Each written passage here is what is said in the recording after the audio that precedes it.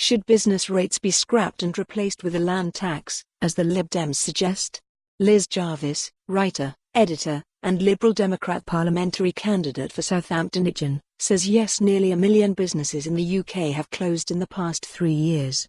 Businesses, especially small firms unable to bear the brunt of Brexit uncertainty, are failing, and the demise of the high street is clearly visible all over the country. Many local business owners have told me that the reason they are forced to close is because of escalating business rates. This can have an incredibly negative impact on local communities. We need to support our entrepreneurs and SME owners, and ensure that hard-working people don't lose their livelihoods. That's why the Liberal Democrats are proposing to replace business rates in England with a commercial landowner levy, which would be based solely on the land value of commercial sites rather than their entire capital value. The burden of taxation would shift from tenants to landowners, making the tax system fair for everyone. It would stimulate investment, breathe new life into our high streets, and enable the local economy to thrive. Sarah Collins, Director of Rift Research and Development, says no. At first glance, scrapping business rates will be received well by small business owners.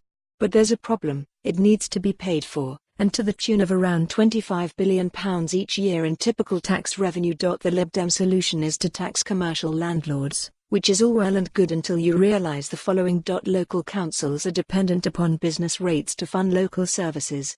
Any funding gap brought about by a miscalculation or by landlords simply domiciling their assets elsewhere would leave neighbourhoods bereft of support for things like affordable homes, social care, play areas, all of which the Lib Dems say they stand up for. These same commercial landlords, the likes of British Land and Land Securities, are also invested in by pension funds.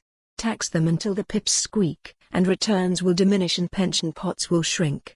This will again impact the very same people whom Jo Swinson says she's looking out for. While well-intentioned, this clumsy policy has potentially disastrous unintended consequences. Main image credit, Getty. For more on this story, visit the news article link.